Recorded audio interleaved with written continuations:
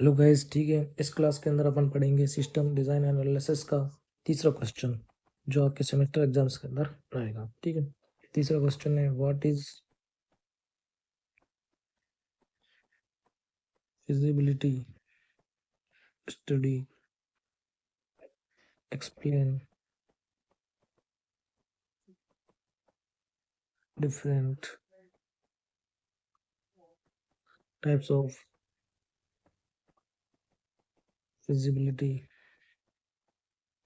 Studies in detail.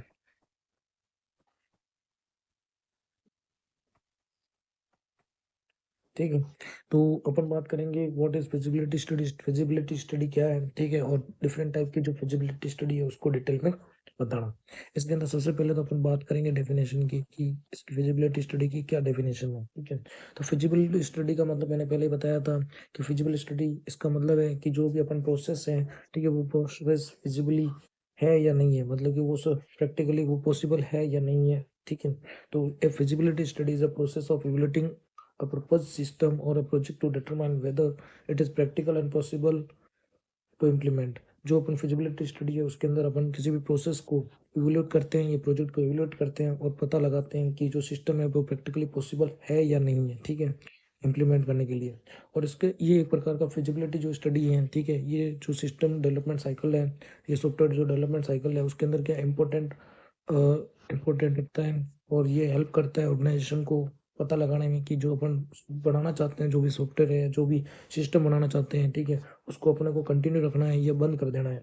जो project है उसको क्या कर देना, बंद कर देना या कंटिन्यू रखना है, ये डिसाइड करने में हेल्प करता है कौन, फिजिबल स्टडी। ठीक है, जो मेन पर्पज होता है फिजिकल स्टडी का, ठीक है, ये फाइंड आउट करना कि जो अपन सॉफ्टवेयर या जो भी प्रोजेक्ट है, ठीक है, उसके अंदर कौन कौन से रिस्क आ सकते हैं, उस रिस्क को भी रिड्यूस करने के बाद में कौन कौन सी अलग अलग प्रकार की जो कॉस्ट है, ठीक है, उस कॉस्ट को कैसे कैसे कम कर सकते हैं। जो अननेसेसरी जो कॉस्ट है उस अननेसेसरी कॉस्ट को कम कैसे कर सकते हैं, जो रिस्क है उस रिस्क को कैसे कम कर सकते हैं प्रोजेक्ट के अंदर। ये जो सॉफ्टवेयर डेवलप कर रहे हैं उसके अंदर जो अननेसेसरी कॉस्ट है, ये जो रिस्क है उसको रिड्यूस करने के बाद में जो फैक्टर्स हैं, उस फैक्टर्स के साथ में अपन सिस्टम को डेवलप करते हैं ताकि अपने जो जो सिस्टम है वो सिस्टम क्या हो, फिजिबल हो, मतलब कि लोवेस्ट कॉस्ट के अंदर और अच्छे से वो सिस्टम है वो विदाउट या मिनिमम रिस्क के आधार पर उस अपने को प्रोजेक्ट को कंप्लीट कर सकें। ठीक है, तो उसमें हेल्प कौन करता है, फिजिबल डी फिजिबिलिटी है वो हेल्प करती है, फिजिबल स्टडी। ठीक है, उसके बाद में क्या क्या ऑब्जेक्टिव है फिजिबल स्टडी के, तो फिजिबिलिटी स्टडी के क्या क्या ऑब्जेक्टिव है। Objective of feasibility study, feasibility study का सबसे पहले तो ऑब्जेक्टिव यही है कि सिस्टम है वो प्रोजेक्ट पॉसिबल है या नहीं है। ठीक है, तो to determine whether the project is possible और नॉट।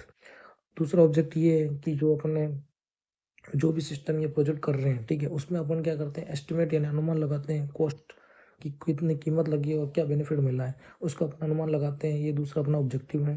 और तीसरा ऑब्जेक्टिव है कि अपन प्रॉब्लम्स को आइडेंटिफाई करते हैं, कौन कौन सी पॉसिबल प्रॉब्लम्स आ सकती है और क्या उन प्रॉब्लम्स को प्रैक्टिकली अपन सोल्व भी कर सकते हैं या नहीं। ठीक है, उसके बाद में जो भी अपन इसके अंदर निष्कर्ष निकालते हैं, ठीक है, कंक्लूजन्स, इसके अंदर वो कंक्लूजन्स क्या करते हैं, जो हायर मैनेजमेंट होता है वो डिसीजन के लिए उनका हायर मैनेजमेंट के काम आता है। ठीक है, फिजिबल स्टडी के द्वारा जो भी अपन कंक्लूजन्स निकालते हैं वो हायर मैनेजमेंट के लिए डिसीजन में काम आते हैं। ठीक है, और फिजिबल स्टडी क्या करता है, सेव टाइम करता है, यानी कि जो भी अपना वर्क है उसके अंदर जो टाइम है उस टाइम को सेविंग करता है, साथ में मनी यानी कि कॉस्ट में भी अपने को क्या करता है, बेनिफिट करता है। ठीक है, अब टाइप्स पढ़ेंगे क्या, टाइप्स पढ़ेंगे फिजिबिलिटी स्टडी के जो टाइप्स है वो कितने टाइप्स के हैं। ठीक है, तो फिजिबिलिटी स्टडीज हैं उसके कितने टाइप्स है, तो टोटल 5 टाइप्स है, 5 टाइप्स। उसके अंदर पहला टाइप है टेक्निकल। ठीक है, तो सबसे पहला जो टाइप है वो है टेक्निकल फिजिबिलिटी। अब टेक्निकल फिजिबिलिटी के अंदर अपन क्या क्या चेक करेंगे कि जितने भी टेक्निकल रिसोर्स हैं, कौन से रिसोर्स, जो भी टेक्निकल रिसोर्सेज हैं, वो टेक्निकल रिसोर्सेज, तो जो टेक्निकल फिजिबिलिटी है इसके अंदर अपन चेक करेंगे कि जो टेक्निकल रिसोर्सेज हैं वो अवेलेबल है या नहीं है। ठीक है, जो सिस्टम अपन या जो भी प्रोजेक्ट है उसको कंप्लीट करना चाहते हैं उसके लिए जो टेक्निकल रिसोर्सेज हैं वो टेक्निकल रिसोर्सेज आर अवेलेबल और not, are available to develop the system.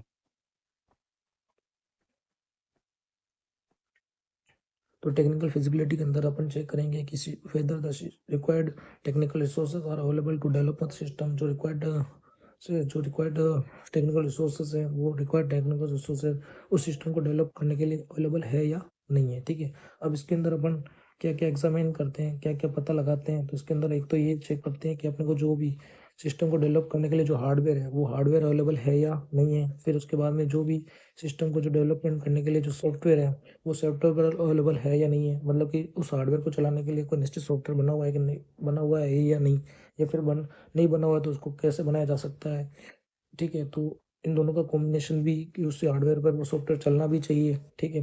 तो इस प्रकार हार्डवेयर अवेलेबल है या नहीं है उस सिस्टम को चलाने के लिए, उस सिस्टम को चलाने के लिए सॉफ्टवेयर अवेलेबल है या नहीं है, उस सिस्टम को चलाने के लिए जो टेक्निकल बंदे हैं, वो टेक्निकल नॉलेज कितने लोगों के पास है, अगर नहीं है तो उनको जो ट्रेनिंग कराने पे कितना खर्चा आएगा, वो अपने को इसमें पता लगाना है, ठीक है। तो टेक्निकल फिजिबिलिटी के अंदर देखेंगे कि जो सिस्टम है उसको चलाने के लिए हार्डवेयर, उसको चलाने के लिए सॉफ्टवेयर, उसको चलाने के लिए टेक्निकल नॉलेज वाले बंदे, और साथ में क्या क्या उसका इक्विपमेंट चाहिए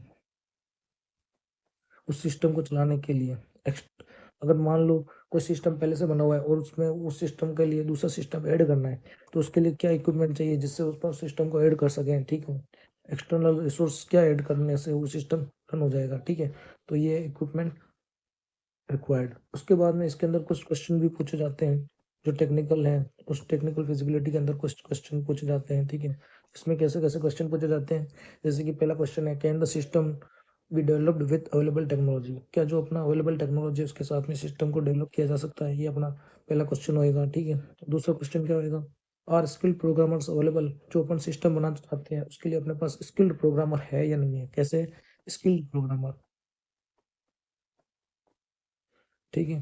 पहला क्वेश्चन तो हो गया कि जो अपने पास जो टेक्नोलॉजी है, ठीक है, वो सिस्टम है, उस सिस्टम को डेवलपमेंट करने के लिए अपने पास जो अवेलेबल टेक्नोलॉजी है उससे वो सिस्टम डेवलपमेंट हो सकता है या नहीं हो सकता है, ठीक है। तो ये अपने को सबसे पहले इसके अंदर चेक करना है, ठीक है। अगर अपने पास अवेलेबल टेक्नोलॉजी नहीं है उस सिस्टम को डेवलपमेंट करने के लिए, तो अपने को टेक्नोलॉजी बनानी पड़ेगी। तो सबसे पहले क्वेश्चन ये हो गया। फिर उसके बाद में टेक्नोलॉजी अगर बना ली है तो अपने पास ऐसे स्किल्ड प्रोग्रामर है या नहीं है जो उस टेक्नोलॉजी को क्या कर सके, चला सके।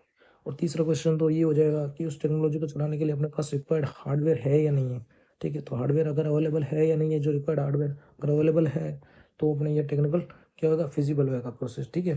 उसके बाद में इसका एग्जांपल क्या हो सकता है, अब कंपनी है, वो कंपनी अगर कोई वेबसाइट बनानी चाहती है, तो उसके लिए जो कंपनी है, उस कंपनी को वेबसाइट चलाने के लिए उसका वो कंप्यूटर पे चल रही है कि वेबसाइट नहीं चल रही, वो इंटरनेट पे वो वेबसाइट को कैसे चलाना है, उसके लिए कौन सा प्रोग्रामर होएगा जो उस वेबसाइट को बनाएगा, ठीक है। तो ये सब पता लगाने के लिए टेक्निकल फिजिबिलिटी का यूज किया जाता है, ठीक है। उसके बाद टेक्निकल फिजिबिलिटी का एडवांटेज क्या होता है, तो टेक्निकल फिजिबिलिटी का एडवांटेज ये होता है कि ये जो भी टेक्निकल जो प्रॉब्लम्स आती है, उस टेक्निकल प्रॉब्लम्स को क्या करता है, रिड्यूस करता है।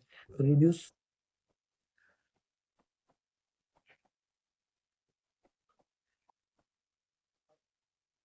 ठीक है। तो टेक्निकल फिजिबिलिटी है, वो टेक्निकल फिजिबिलिटी क्या करता है, रिड्यूस करता है टेक्निकल प्रॉब्लम्स को, ठीक है। ये तो एक इसका एडवांटेज हो गया। दूसरा है, ये सक्सेसफुल डेवलपमेंट को इंश्योर करता है कि जो भी अपना सिस्टम है वो सक्सेसफुली बन जाए, ठीक है। हार्डवेयर के साथ, सॉफ्टवेयर के साथ में, और प्रोग्रामर के साथ में, स्किल प्रोग्रामर के साथ में, ठीक है। तो ये इंश्योर करता है कि जो अपना सिस्टम है वो क्या सक्सेसफुल डेवलपमेंट हो। उसके बाद में दूसरा है इकोनॉमिक फिजिबिलिटी। कौन सी, इकोनॉमिक,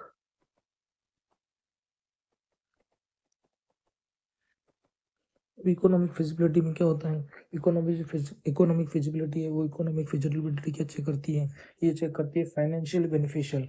जो भी अपन सिस्टम बना रहे हैं उससे फाइनेंशियली अपने को प्रॉफिट हो रहा है कि नहीं हो रहा है, क्योंकि अपन उसमें क्या हार्डवेयर की कॉस्ट पे इन्वेस्ट करेंगे, ठीक है, सॉफ्टवेयर की कॉस्ट पे इन्वेस्टमेंट करेंगे, सारी जो कॉस्ट का इन्वेस्टमेंट मिला के जो अगर अपने को प्रॉफिट हो रहा है तो वो फाइनेंशियली क्या बेनिफिशियल है, और नहीं हो रहा है तो मतलब कि जो सिस्टम है वो इकोनॉमिक फिजिबल नहीं है, ठीक है। इसके अंदर अपन क्या देखेंगे, इसके अपन अंदर कंपेयर करेंगे, कॉस्ट क्या करेंगे, कॉस्ट है, उस कॉस्ट को क्या, सिस्टम की जो कॉस्ट है उसको क्या करेंगे, कंपेयर करेंगे कि अपने को कुछ बेनिफिट्स हो भी रहा है या नहीं भी हो रहा है, तो इसको अपन बोलते हैं कॉस्ट बेनिफिट एनालिसिस। क्वेश्चन अगर पूछा जाए कि कौन सी फिजिबिलिटी को कॉस्ट बेनिफिट एनालिसिस बोला जाता है, तो वो है इकोनॉमिक फिजिबिलिटी, ठीक है। तो इकोनॉमिक फिजिबिलिटी को कॉस्ट बेनिफिट एनालिसिस भी बोला जाता है। इसके अंदर कौन कौन सी कॉस्ट इंक्लूड होती हैं, तो इसके अंदर जो कॉस्ट इंक्लूड्स होती हैं, एक तो होती है हार्डवेयर कॉस्ट, कि जो सिस्टम है उसके लिए हार्डवेयर की कितनी कॉस्ट होएगी, फिर उस सिस्टम को डेवलप करने के लिए सॉफ्टवेयर की कितनी कॉस्ट होएगी, उसके बाद में उस सिस्टम को चलाने के लिए जो एम्प्लॉय रखेंगे, उस एम्प्लॉय की क्या कॉस्ट होएगी। अब उस सिस्टम को एम्प्लॉय रखने के बाद में जो सिस्टम आपने बनाया है उसकी मेंटेन रखने के लिए उसकी मेंटेनेंस कॉस्ट क्या होएगी। तो अपने जो इकोनॉमिक फिजिबिलिटी है इसके अंदर कौन-कौन सी कॉस्ट की बात करेंगे, हार्डवेयर की कॉस्ट, सॉफ्टवेयर की कॉस्ट, एम्प्लॉय की कॉस्ट और मेंटेनेंस कॉस्ट।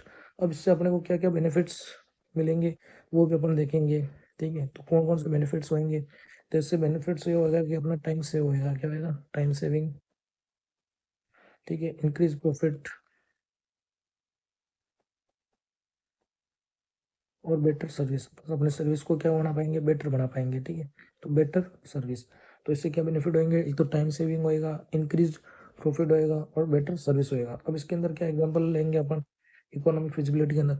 अगर मान लो कोई अपने को सिस्टम डेवलपमेंट करना है, ठीक है, उस सिस्टम को डेवलपमेंट करने के लिए कॉस्ट है वो 1 लाख है, क्या? अगर अपने किसी सिस्टम को डेवलप किया और उसकी कॉस्ट 1 लाख लगी है, लेकिन अपने को जो बेनिफिट हो रहा है, अपन ने जो इकोनॉमिक फिजिबिलिटी के द्वारा अपन को उसको पूरा का पूरा एनालिसिस किया, तो इकोनॉमिक फिजिबिलिटी एनालिसिस करने से पता चला कि अपने को जो बेनिफिट हो रहा है वो 3 लाख हो रहा है। कितना हो रहा है? 3 लाख हो रहा है। तो मतलब कि सिस्टम क्या इकोनॉमिक फिजिबल है।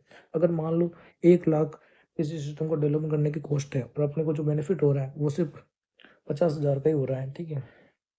या फिर कोई बेनिफिट हो ही नहीं रहा, तो वो जो प्रोजेक्ट होएगा वो क्या होएगा? इकोनॉमिकली नॉट फिजिबल होएगा। क्या होएगा? नॉट फिजिबल होएगा। अब इसके क्या एडवांटेज है? तो इसके एडवांटेज है कि ये हेल्प करता है फाइनेंशियल प्लानिंग के अंदर। जो भी अपने प्रोजेक्ट या सिस्टम बनाना चाहते हैं उसकी जो फाइनेंशियल प्लानिंग है उसके अंदर हेल्प कौन करता है? इकोनॉमिक फिजिबिलिटी करता है, ठीक है। उसके बाद में ये प्रिवेंट्स करता है लॉस को, कि अपने को कोई भी प्रकार का उस प्रोजेक्ट या सिस्टम के अंदर कोई भी प्रकार का लॉस नहीं हो, इसको क्या करता है? ये प्रिवेंट करता है। अपने को उससे लॉस से बचाता है कि अपन जो भी सिस्टम या जो भी प्रोजेक्ट बना रहे हैं उस छोटे सिस्टम के अंदर जो प्रॉफिट है वो प्रॉफिट होना ही चाहिए, लॉस नहीं होना चाहिए। तो ये प्रिवेंट करता है लॉस को। उसके बाद में तीसरी जो फिजिबिलिटी है उसका नाम क्या है? Operational feasibility. क्या है? Operational feasibility. तो ऑपरेशनल फिजिबिलिटी के अंदर क्या देखते हैं अपन? ऑपरेशनल फिजिबिलिटी के अंदर ये देखते हैं कि जो सिस्टम है वो सिस्टम वर्क कर रहा है प्रॉपरली, ऑर्गेनाइज तरीके से वर्क कर रहा है या नहीं कर रहा है, ठीक है। तो जो अपना जो सिस्टम है वो प्रॉपरली वर्क कर रहा है, ठीक है, ऑर्गेनाइज तरीके से, और साथ में उस जो अपना यूजर है वो यूजर उस सिस्टम को एडॉप्ट कर पा रहा है या नहीं कर पा रहा है। तो अपन ने मान लो कोई सिस्टम या सॉफ्टवेयर बनाया, ठीक है, अपन ने बना लिया, अपन ने सोचा कि हाँ ठीक है इतना बेनिफिट हो जाएगा, लेकिन जब अपने सिस्टम को मार्केट के अंदर उतारा, ये सॉफ्टवेयर को मार्केट के अंदर उतारा, तो जो यूज़र है, जो उसको एक्सेस करना चाहते हैं, ठीक है, उसको वो बहुत कॉम्प्लेक्स तरीके से यूज़ हो रहा है। तो क्या यूज़र इतना स्किल्ड नहीं है, तो वो यूज़र के लिए यूज़र फ्रेंडली नहीं है, ठीक है, तो वो क्या हो जाएगा? यूज़र उसको एक्सेप्ट नहीं करेगा। तो ऑपरेशनल जो फिजिबिलिटी है इसके अंदर अपन ये भी देखेंगे कि जो भी अपन सिस्टम बना रहे हैं, ठीक है, वो क्या हो? यूज़र की रिक्वायरमेंट के अकॉर्डिंग हो और यूज़र उसको क्या करे? एक्सेप्ट करे। तो operational feasibility checks whether the system will work properly in the organisation and whether user will accept it. इसके अंदर क्या-क्या एग्जामिन्स किया जाएगा, क्या-क्या पता लगाया जाएगा? इसके अंदर पता लगा जाएगा कि यूज़र है, उस यूज़र को ऐसी स्किल्स सिखाई जाए, जिसके द्वारा वो उस सॉफ्टवेयर को क्या या उस सिस्टम को क्या करे? चला सके, ठीक है? उसको अपन ट्रेनिंग देंगे, क्या देंगे? ट्रेनिंग देंगे, जिससे क्या-क्या अगर यूज़र है, वो यूज़र उसको सॉफ्टवेयर को क्या कर सके? चला सके और उसका यूज़ कर सके, ठीक है? उसके बाद में अपन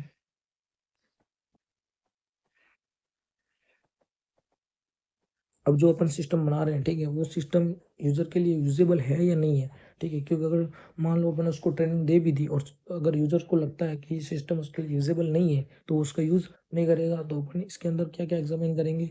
ऑपरेशनल फिज़िबिलिटी के अंदर। तो ऑपरेशनल फिज़िबिलिटी और ऑपरेशनल फिज़िबिलिटी के अंदर अपन एग्ज़ामिन करेंगे यूज़र की स्किल को, ट्रेनिंग को, साथ में सिस्टम की यूज़ेबिलिटी को, और साथ में अपन क्या करेंगे? उसको ऑर्गेनाइजेशनल सपोर्ट देंगे। क्या देंगे? कि उसको कहाँ-कहाँ दिक्कत आ रही है सॉफ्टवेयर चलाने में, ठीक है? इससे क्या होगा? अपन कस्टमर को सैटिस्फाइड कर सकते हैं, ठीक है? इसके अंदर कौन-कौन से क्वेश्चन पूछे जाते हैं? तो इसके अंदर क्वेश्चन्स होते हैं।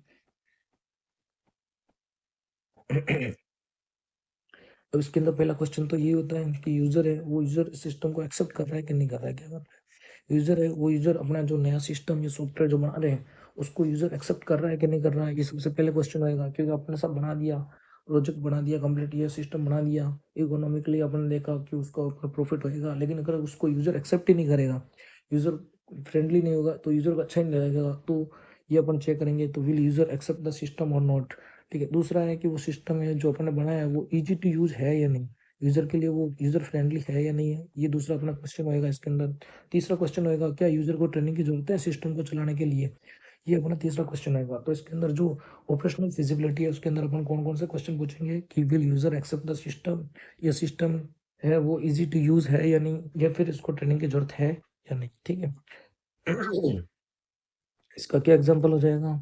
इसका एग्जांपल हो जाएगा यदि एम्प्लॉयी है, ठीक है? वो जानता ही नहीं है कि अपना जो सिस्टम या जो कंप्यूटर या जो सॉफ्टवेयर बनाया है उसको यूज़ कैसे करना है। तो वो अगर उसको यही पता नहीं होगा और कॉम्प्लेक्स तरीके का होगा तो सिस्टम है वो पर्सनली फिजिबल नहीं होगा, ठीक है?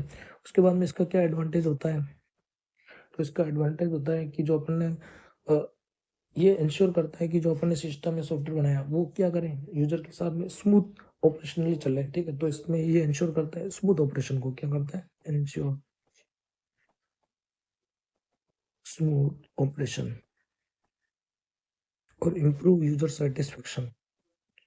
ऑपरेशनल फिजिबिलिटी है वो क्या करती है ऑपरेशनल फिजिबिलिटी है वो इम्प्रूव करती है यूजर सेटिस्फेक्शन को। किसको? यूजर जो सेटिस्फेक्शन है उस यूजर सेटिस्फेक्शन को क्या करती है इम्प्रूव करती है, ठीक है? तो अपना जो ऑपरेशनल फिजिबिलिटी है, ऑपरेशनल फिजिबिलिटी के एडवांटेज क्या है? ये इंश्योर करता है कि अपना जो ऑपरेशन है, ये प्रोसेस है, ये जो सिस्टम है वो स्मूथ रन हो, ठीक है? और दूसरा ये भी इंश्योर करता है कि जो अपना सिस्टम है, ठीक है? वो यूज़र सैटिस्फैक्शन करे, ठीक है? तो इम्प्रूव यूज़र सैटिस्फैक्शन। उसके बाद में जो फिजिबिलिटी है, वो है लीगल फिजिबिलिटी। कौन सी फिजिबिलिटी? Legal feasibility. अब लीगल फिजिबिलिटी के अंदर क्या है कि जो अपन अपना सिस्टम बना रहे हैं, जो सॉफ्टवेयर बना रहे हैं, ठीक है? वो सारे के सारे जो लीगल रूल्स जो होते हैं, ठीक है? रेगुलेशन होता है, उनको क्या करें? फॉलो करें, ठीक है? तो legal feasibility checks whether the systems follows the legal rules और रेगुलेशन और नॉट, ठीक है? ये इसके अंदर देखा जाता है। इसके अंदर अपन क्या-क्या एग्जामिन करते हैं? एग्जामिन ये करते हैं कि जो अपन ने सॉफ्टवेयर है, उस सॉफ्टवेयर का लाइसेंस है, वो एक्सपायर्ड है कि नहीं है, ठीक है? अब मान लो कुछ अपन ने जो सॉफ्टवेयर या सिस्टम बनाया उसके अंदर अपन ने कोई और टेक्नोलॉजी यूज की, उस टेक्नोलॉजी का लाइसेंस है वो रद्द हो चुका है, तो अपन उसको यूज नहीं कर सकते हैं। तो उसका जो भी अपन दूसरी अदर टेक्नोलॉजी उसके अंदर ऐड कर रहे हैं उसका सॉफ्टवेयर का लाइसेंस क्या एक्सपायर्ड नहीं हो, ठीक है? उसके बाद में कॉपीराइट लॉज़। अपन ने कोई सिस्टम बनाया, ठीक है? अपने को पता चला कि वो सिस्टम किसी ने पहले ही बना लिया है और उसने अपना पेटेंट करा के रखा है, ठीक है? अब अपन ने वो सिस्टम बना के मार्केट में लेके आ गए, तो अपने पर गवर्नमेंट क्या करेगी?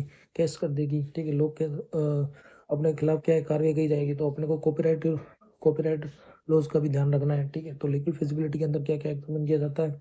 एक तो सॉफ्टवेयर का लाइसेंस, उसके बाद में कॉपीराइट लॉज़ और डेटा प्रोटेक्शन लॉज़। अब अपन ने ऐसा सॉफ्टवेयर बनाया जिसके अंदर क्या है ज़्यादा सिक्योरिटी नहीं है और उसमें अपना क्या डेटा है वो ब्रीच हो रहा है। जो पब्लिक है उस पब्लिक का जो डेटा है, ठीक है? ये जो यूज़र का डेटा है वो क्या हो रहा है ब्रीच हो रहा है, ठीक है? लीक हो रहा है। तो इस प्रकार अपन इसके अंदर ये भी देखेंगे। तो जो लीगल फिजिबिलिटी है इसके अंदर अपन क्या-क्या चेक करेंगे? अपन सॉफ्टवेयर का लाइसेंस चेक करेंगे, कॉपीराइट लॉज़ को चेक करेंगे, डाटा प्रोटेक्शन के लॉज़ को फॉलो किया गया है कि नहीं किया गया है इसको चेक करेंगे। और जो भी गवर्नमेंट है उस गवर्नमेंट के रूल्स के अकॉर्डिंग अपना सॉफ्टवेयर है वो उस रूल्स को क्या करें फॉलो करें, ये अपन इसके अंदर चेक करेंगे, ठीक है? अब इसका एग्जांपल क्या हो गया? इसका एग्जांपल हो गया using licensed software is legally feasible. अपन क्या करेंगे जो भी सॉफ्टवेयर है वो लाइसेंस्ड सॉफ्टवेयर होना चाहिए, ठीक है? तो वो क्या होगा लीगल फिजिबल होगा, नहीं तो वो क्या होगा इलीगल होगा। क्या होगा? जैसे अपन जो पायरेटेड सॉफ्टवेयर है जो जो यूज करते हैं, ठीक है? अगर अपन ने कोई टेक्नोलॉजी बनाई और उसके अंदर अपन ने पायरेटेड सॉफ्टवेयर का कोई पार्ट या एपीआई यूज कर लिया तो वो अपना सॉफ्टवेयर क्या हो जाएगा इलीगल हो जाएगा। क्या हो जाएगा? इलीगल हो जाएगा। लेकिन अगर अपने लाइसेंस सॉफ्टवेयर का वो एपीआई वगैरह सॉफ्टवेयर को ऐड किया है अपनी टेक्नोलॉजी में तो वो क्या होगा लीगली फिजिबल होगा। अब उसके बाद में उसके एडवांटेज क्या है? तो ये क्या करता है ये अपने को हेल्प करता है दूर रहने में, किससे? लीगल प्रॉब्लम से। कोई भी कानूनी खतरा है उस कानूनी खतरे से अपने को क्या करता है दूर करता है। तो अवॉइड लीगल प्रॉब्लम्स और अपने जो ऑर्गेनाइजेशन है उसको प्रोटेक्ट करता है कानून से। किससे? कानून से इसको क्या करता है ऑर्गेनाइजेशन को प्रोटेक्ट करता है, ठीक है? तो ये लीगल फिजिबिलिटी के एडवांटेज क्या है? अवॉइड्स लीगल प्रॉब्लम्स और प्रोटेक्ट्स ऑर्गेनाइजेशन, ठीक है? उसके बाद में अपना फिजिबिलिटी है वो है शेड्यूल फिजिबिलिटी। कौन सा फिजिबिलिटी? शेड्यूल।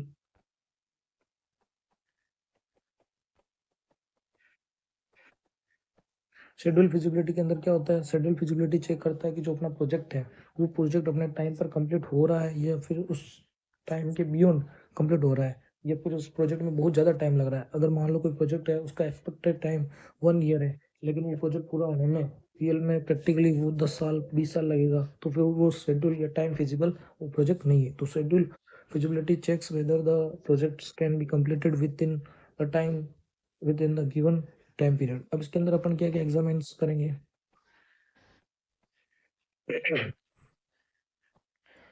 पहला तो हो गया कि प्रोजेक्ट की डेडलाइन क्या है, ठीक है। प्रोजेक्ट है वो प्रोजेक्ट कितने महीनों का है, कितने महीनों में वो प्रोजेक्ट कंप्लीट हो जाएगा, उसकी डेडलाइन क्या है। दूसरा अपन देखेंगे उस प्रोजेक्ट को कंप्लीट करने के लिए कितना टाइम, हाईएस्ट टॉलरेंस के साथ में कितना टाइम चाहिए, और अपने पास क्या क्या रिसोर्स है अवेलेबल जिसके द्वारा उस टाइम को और अपन कम कर सकते हैं, ठीक है। तो इसके अंदर अपन क्या क्या देखते हैं, एक तो प्रोजेक्ट की डेडलाइन क्या है, प्रोजेक्ट को कब तक कंप्लीट करना है, और उस प्रोजेक्ट को कितना टाइम चाहिए। एक तो अपन ने को मान लो कि वो प्रोजेक्ट वो रिक्वायर्ड है 300 दिन, लेकिन अपने का जो डेडलाइन है वो कितनी है 200 दिन। तो अपन प्रोजेक्ट की डेडलाइन कम हो सकती है, 200 दिन में अपने को प्रोजेक्ट कंप्लीट करना है, लेकिन उसको रियल में कितने दिन चाहिए होते हैं 300। तो अपन क्या करेंगे, ऐसे रिसोर्स के हिसाब से उसको इस स्ट्रेटेजी के साथ में करेंगे कि वो अपने 200 दिन के अंदर प्रोजेक्ट के डेडलाइन से पहले पहले पूरा जाए। तो प्रोजेक्ट डेडलाइन चेक करेंगे, इसके अंदर टाइम रिक्वायर्ड चेक करेंगे, और साथ में क्या है कौन कौन से रिसोर्स अवेलेबल है जिससे अपन क्या टाइम को रिड्यूस कर सकते हैं। इसके अंदर कौन कौन से क्वेश्चन से पता लगाएंगे, अपन ये देखेंगे कि प्रोजेक्ट है वो project can be completed within the time और नॉट, ठीक है। तो कंप्लीटेड होगा, टाइम टाइम पे कंप्लीटेड होगा या नहीं होगा, ऑन टाइम पर कंप्लीटेड होगा या नहीं होगा, ये पहला क्वेश्चन होएगा। और दूसरा देखेंगे कि जो भी अपन ने डेडलाइन सेट की है, ठीक है, प्रोजेक्ट वो रियलिस्टिक है या नहीं है, वास्तविकता में उस डेडलाइन के अंदर अपन उस प्रोजेक्ट को अचीव कर सकते हैं या नहीं कर सकते हैं। ये अपन इसके अंदर क्या है इस क्वेश्चन के द्वारा चर्चा करेंगे, ठीक है। उसके बाद में इसका एग्जाम्पल क्या हो गया, अब एक कोई प्रोजेक्ट है, ठीक है, उसको क्या 6 महीने चाहिए, लेकिन अपन ने दे दी क्या डेडलाइन उसको दे दी 2 मंथ।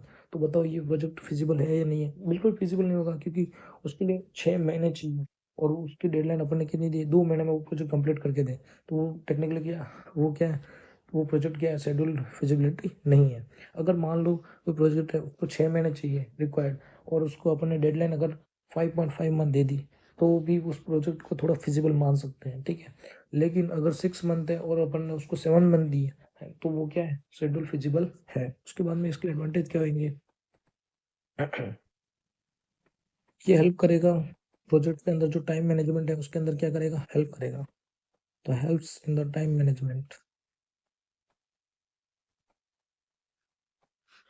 और साथ में ये इंश्योर्स करेगा कि जो अपना प्रोजेक्ट है वो क्या हो जाए टाइम पर कंप्लीट हो जाए। तो timely completion of the project का इंश्योर करेगा, ठीक है।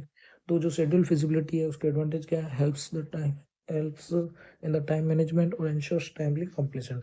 अपने फिजिबिलिटी स्टडी के अंदर जो इम्पोर्टेंट्स टाइप की जो फिजिबिलिटी है वो सारे चर्चा की, टेक्निकल फिजिबिलिटी, ठीक है, इकोनॉमिकल फिजिबिलिटी, लीगल फिजिबिलिटी, ठीक है, शेड्यूल फिजिबिलिटी, इन सब का अपन ने क्या किया, और ऑपरेशनल फिजिबिलिटी, इन सब का क्या किया एनालिसिस किया, ठीक है। और अपन का जो सिस्टम है वो सारी फिजिबिलिटी के अकॉर्डिंग वो इंश्योर करेगा कि वो सिस्टम है वो इम्प्लीमेंट होएगा या नहीं होएगा प्रैक्टिकली, ठीक है, ये इसके बारे में बताता है, ठीक है। तो ये था फिजिबिलिटी स्टडी। अब नेक्स्ट टॉपिक की नेक्स्ट क्लास के